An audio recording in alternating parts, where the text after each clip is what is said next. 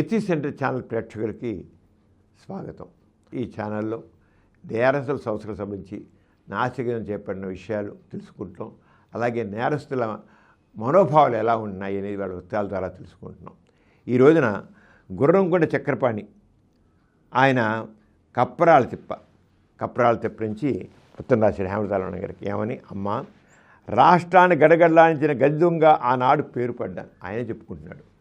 రాష్ట్రాన్ని గడగడలాడించిన గది దొంగ ఆనాడు పేరు పడ్డాను. అయితే హేమలతారాయణ ఆశీర్బలంతో ప్రభావితుడై వచ్చి చేప నమ్మి నా జీవన యాత్రను సాగిస్తున్నాను. 5 పిల్లలతో చాలీచాలని మెతుకులతో పస్తులుంటున్నాం. బడికి వెళ్ళటానికి పుస్తకాలు కూడా కరువై బాధపడుతున్నా ఈ బతుకులో ఆనందం తృప్తి కలుగుతోంది. ఎన్ని కష్టాలు ఎదురైనా ఈ జీవితం వెనుతిరగదు. ఈ నగ్న సత్యాన్ని పోలీసులు ఒప్పుకున్నారు. ఇప్పటికైనా ప్రభుత్వం గుర్తించి ఒక దారి చూపిస్తుందని ఆశిస్తున్నాను. ఇట్లు జీకే చక్రపాణి. ఒక మారిన నేరస్తుడు ఎలా రాశాడని. మరొక ఉత్తరం అండి. కొండయ్యపాలెం, నెల్లూరు. అందలమల అగ్గిరాముడు. అమ్మ, నేను ఊహ తెలియని వయసులో చెడు స్నేహం వల్ల జేబులు కత్తిరించే నేరాలకు అలవాటు పడ్డాను. అయితే ఏ నేరం చేయకుండానే 14/12/1978న అరెస్ట్ చేసి అబద్ధ కేసులు బనాయించడం జరిగింది. దాంతో చెరసాలకు పోయిన నేను మరీ నేరస్తుడిగా మారిపోయాను. కానీ నేర ప్రవృత్తి మీద అసహ్యం ఉండటంతో ఈ వృత్తికి స్వస్తి చెప్పాలనేది నా దీక్ష. నాకు 9 పిల్లలు, అందులో ఒక ఆడపిల్ల. వీళ్ళ గురించే నా ఆవేదనంతా. వీళ్ళకి దూరమైతే నా చిన్నారి పాపల భవిష్యత్తు ఈ అగాధన పడిపోతుందని భయపడి రిక్షా తొక్కేవాడిని. 7 రూపాయల కూలి కోసం రెక్క ముక్కలు చేసి శ్రమించేవాడిని. నాపై జాలి, దయ, కరుణ కరువైనవి. రోజులే కాక వారాలు, నెలలు పోలీసు కస్టడీలో కుంగిపోయేవాడిని. నా బాధ ఎలా ఉన్నా నా చిన్నారి పిల్లలు నా కళ్ళలో మెదిలేవారు. కంటికి మంటికి ఏకధాటిగా ఏడు తప్ప నీ చేయగలిది ఏముంది? ఇలాంటి పరిస్థితుల్లో ఈ మధ్య 1/2/1980 రాత్రి 10 గంటలకు ఇంటికి పోతుంటే పోలీసులు పట్టుకున్నారు. మళ్ళీ నా కుటుంబంలో బాధలు తప్పలేదు. నా ఇల్లు కుదబెట్టాను. నా ఒంటిపై ఈ సంఘటన తాలూకు దెబ్బలు, వాతలు స్పష్టంగా పడతాయి. తల్లి కన్నా మెన్నైన హేమలతారాయణ గారు ఈ దినం నేరస్తుల సంస్కరణ సభ జరుగుతున్నట్టు తెలిసి ఎన్నో ఆగతాలు పడి నా భార్య సభకు వచ్చి నా ఆవేదన తెలియపరుచుకుంటున్నాను. మరొక ఉత్తరం. ఇది నిరంజనరావు అని ఆయన రాశారు. 17/6/1984లో. అమ్మ, పూలు అమ్ముతున్న నేను మా నాన్న తాగుడి బానిస అవ్వడం వలన ఇంట్లో జరుగుబాటు లేక 10 సంవత్సరాల వయసులో కరెంటు తీగలు దొంగిలించే వారితో స్నేహం చేయడం జరిగింది. స్నేహం ముదిరి నేను నాయకుని అయ్యాను. అయితే అప్పట్లో పోలీసులు అరెస్ట్ చేయడం, కోర్టు వారు నన్ను బైండ్ వారి మీద వెలిపెట్టడం జరిగింది. జైల్లో రిమాండ్ ఖైదీగా కొంతకాలం గడుపుతూ ఆలోచనలు ఎక్కువైనాయి. బయటకు వచ్చి రైలు దొంగతనాలు చేసి రైల్వే దొంగ తయారాను. అయితే ఈ వృత్తి మీద చీదరింపు కలుగుతూ ఎప్పటికప్పుడు ఈ పని మానుకోవాలని, ఈ జీవితం మార్చుకోవాలని తపన నాలో రేగుతూ వచ్చింది. మరలా నన్ను తెనాలి, గుంటూరు రైల్వే పోలీసులు పట్టుకుని కేసులు పెట్టారు. అయినా మంచిగా జీవించాలని తపన ఆగిపోలేదు. జైలు నుంచి విడుదల కాగానే పూలమ్ముతూ ఉండేవాడిని. అది నాకు కొంత మనశ్శాంతి ఇచ్చారు. ఈలోగా మళ్ళీ నన్ను పట్టుకునేవారు. ఇటీవల మరో కేసు నా మీద పెట్టబడింది. అంటే ఒకసారి దొంగతనం చేసి ఇప్పుడు ఆడే దొంగ లెక్కనమాట. అంటే మాటి కూడా చేయకపోయినా దొంగ పెట్టేసి చేస్తారు. పెట్టబడింది. వకీల్ని పెట్టుకునే శక్తి లేక నేను ఊరుకున్నాను. 4 నెలల శిక్ష పడింది.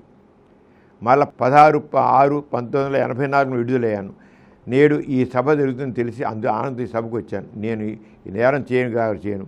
నా మాట నిలబెట్టుకోవడాన్ని మీకు ఇస్తున్నాను. ఇక చీరాల లచ్చమ్మ. ఆ లచ్చమ్మ నావిడ ఉత్తరం రాసింది. అమ్మ, నేను పుట్టినప్పటి నుంచి పెద్ద మనిషి అగు వరకు తల్లిదండ్రులు బాగానే పెరిగాను. పెద్ద మనిషి అయిన 6 నెలలకు పెళ్ళి అయినది. నన్ను మా ఆయన మోసం చేసి పెళ్లి చేసుకున్నాడు. నా పెళ్లి నాటికి మా ఆయనకి 7 భార్యలు ఉన్నారు. పెళ్ళైన 6 నెలల తర్వాత వరకు బాగానే ఉన్నాం. తర్వాత మా అత్తగారు కొట్టడం, మా మామగారు చెడ్డపడుతూ ఉండేవారు. ఇన్ని బాధలు పడుతున్నా చీరాల నుంచి లక్కవరం రావడానికి దారి తెలియక ఎన్ని కష్టాలు పడి వచ్చినా దిగమిగుతూ అక్కడే ఉండేదాన్ని. అప్పుడు నేను గర్భవతిని. మగ పిల్లవాడు పుట్టేటప్పటికి వాళ్ళ గుండె పగిలినంత పని అయింది. ఆ శివాలను బాధపడ్డారు. అందుకని మా అత్త, వాళ్ళ తమ్ముడు కుట్ర పన్ని నన్ను కొట్టడం, తిట్టడం చేసేవారు. చూడండి ఎలా ఉందో వాళ్ళ పరిస్థితి ఎలా ఉందో. మా ఆయన కంపెనీ నుంచి వచ్చేటప్పుడు లేనిపోయిన మాటలు చెప్పి నన్ను కొట్టించేవాడు. అప్పుడు పెద్దన్నయ్య బెంగ పెట్టుకుని మా పెద్దమ్మను చీరాలు పంపించాడు. అప్పుడు పెద్దమ్మతో కలిసి నేను లక్కవరం వచ్చాను. అప్పుడు నేను వాళ్ళకి మా అత్తవాళ్ళు చేసే పనులని చెప్పాను. ఇంట్లో వాళ్ళు పొరుగు వాళ్ళు అందరూ నన్ను ఇక అత్తారింటికి వెళ్ళొద్దంటే నేను వెళ్ళలేకపోయాను. లక్ష్మీపురం సగ్గుబీ ఫ్యాక్టరీలో పని చూసుకుని నేను నా కొడుకు బతికాం. మళ్ళీ మా ఆయన వచ్చి నన్ను మళ్ళీ అత్తగారిని తీసుకొచ్చాడు. ఎందుకు తెచ్చామని మా మామగారు కొట్టబోయారు. అప్పుడు మా మామగారు అత్తగారు నన్ను ఇంట్లో వద్దంటే మా ఆయన వేరే కాపురం పెట్టాడు. వేరే ఉండటం వలన ఆర్థిక పరిస్థితి బాగాలేదు. అందువలన మా ఆయనకి చెప్పకుండా పుట్టింటికి వచ్చేసాను. కాపురం వదిలిపెట్టి వచ్చేప్పటికి మా పెద్దన్నయ్య కొట్టడం మొదలుపెట్టాడు. అయినా నేను వెళ్ళలేదు. హాస్టల్లో పని కోసం 3 సంవత్సరాలు ఎదురు చూశాను, అయినా రాలేదు. అప్పుడు కూలి పని చేసి బతుకుతుంటే అందరూ హేళన చేసేవాళ్ళు. మళ్ళీ మా ఆయన దగ్గరికి వచ్చేసాను. మా ఇంటి పక్కన ఆడవాళ్ళు కోతలకు వెడుతుంటే నేను వెళ్ళేదాన్ని. కోతలు వెళ్ళి అన్నం లేకపోతే అడుక్కు తినేదాన్ని. అట్టా 1 సంవత్సరం అలాగే జీవించాను. తర్వాత బస్సుల్లో సంతల్లో మా పిల్లవాడిని తీసుకెళ్ళి మా ఆయన కొడుతున్నారు, నాకెవరు లేరు అంటూ డబ్బులు అడుక్కునేదాన్ని. తర్వాత స్టోపురం ఆడవాళ్ళ కంటపడ్డాను. అప్పుడు వాళ్ళు నన్ను వాళ్ళతో పాటు తీసుకెళ్ళారు. నాకు తెలియక వాళ్ళతో పాటు వెళితే నా చేత పని చేయించుకుని డబ్బులు ఇచ్చేవాళ్ళు కాదు, దొంగతనాలు చేశాను. తర్వాత తెలిసింది వాళ్ళు జేబులు కొట్టేవాళ్ళని. తర్వాత చాపలు వెళ్ళేదాన్ని. ఇన్ని కష్టాలు పడ్డా నాకు సుఖం లేదు. ఈ కష్టాలన్నీ పిల్లల కోసం భరించాను, లేకపోతే ఎప్పుడో చచ్చిపోయేదాన్ని. లోకం పిల్లల్ని భూమి మీద వెళ్ళిపోయింది అని ఎత్తిబొడుపు మాట్లాడుతుంటే బతికాను.